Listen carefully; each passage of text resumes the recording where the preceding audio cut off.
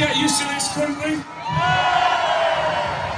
I said I was going to party heavier than anyone. I think I did. I don't know where I am, what time it is, what day it is.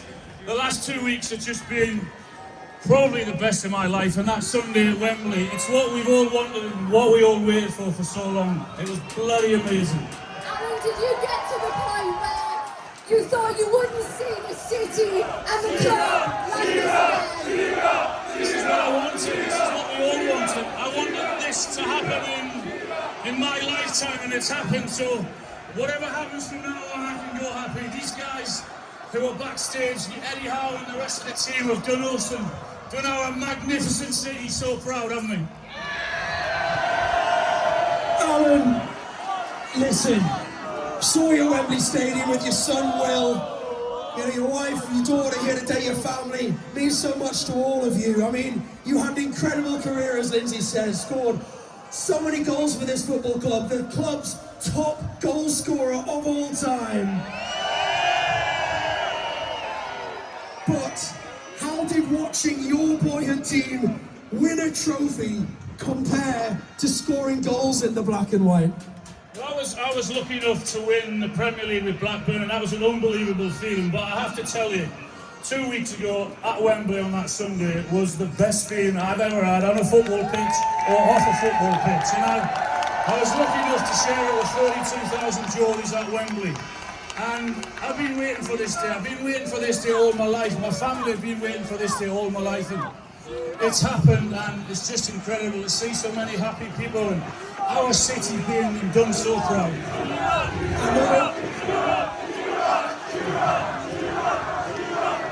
I know it's an emotional time for you, Alan. What would your dad have made of this as well today? Unfortunately, my dad passed away last May. He was lucky enough to be there at the '69 final. I just wish he would have hung on for one more year just to see and sample this. But he would have been watching it above, and he'd been as proud as I was. When did you truly believe that they were going to do it? Because they were at it from the first whistle. No, I mean, every single player that played at Wembley brought their A game. I kept on saying before the game that I was confident, but then I'm thinking, well, it is actually Liverpool. But from the first minute to the last minute, the players made everyone, I think, other than the last 2 minutes, at ease because of how great they were, how well they played, and how they dominated Liverpool. You played under, obviously, some fantastic managers at Newcastle United. Sir Bobby Robson, we need to remember him today as well. The amazing Kevin Keegan, of course, as well, who you played under. But how much credit does Eddie Howe and that man Jason Tindall and all the coaching staff deserve today as well?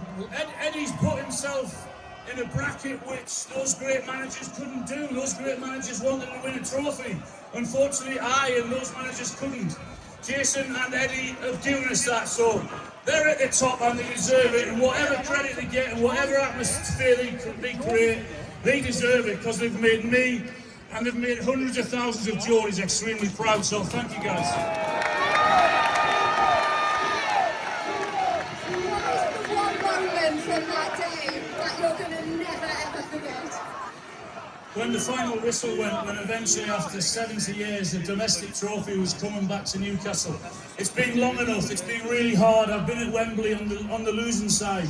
But when that final whistle went, it was an incredible feeling. It was unbelievable for me, so God knows what it felt like for the staff and for the players.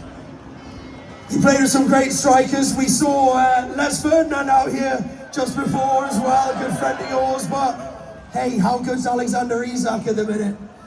No, I've been saying it for a long time now. We've got an unbelievable player at Newcastle, a brilliant centre forward. He's a world-class centre forward, and there is no better feeling than scoring goals at St James's Park. I was lucky enough to do that. He's doing it now. Long, long may that continue. Alex, we love you, man. We certainly do. You spoke about your dad, but Dan Burn stood on the terraces with his dad as well. Should we start making Dan Burn the movie?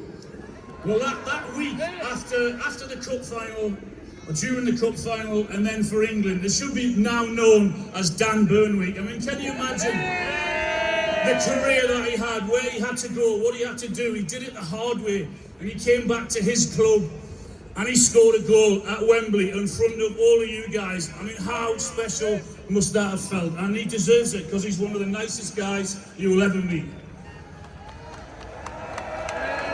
Alan, you said right at the start, mate, we could get used to this. I mean, we've waited 70 years since the last domestic trophy, but do you think this is the start? Is this the launch pad? Do Newcastle United go on from this and win more trophies, more success? Well, I bloody hope so, because we waited long enough. And yeah, when you look at what happened to Chelsea, when you look at what happened to Manchester City, and I know that PSR rules are all different now and make it different, but we really, really hope that this is the start. But I have to say, if we're lucky enough to go on and win another trophy, it will not be as good as what it was 2 weeks ago at Wembley, because that was just incredible. It really was. Did that make it worth it? All those years of pain, all those nearly misses, all the hurt, did that make it all worth it? Made it more than worth it. It really did. It was worth waiting for. The feeling was incredible. And as I said, I hope the players, when they come on this stage, appreciate what they've got and who they've got here, because this wouldn't happen anywhere else. It's just incredible to see the black and white. You're the best fans in the world, guys. I really, really mean that. Yeah. Well, listen, Alan, you're the club's top goal scorer. You're a legend of this football club. They cheered for you many, many times at St James's Park. But Newcastle, as a United City, one more time, let's make some noise for Alan Shearer!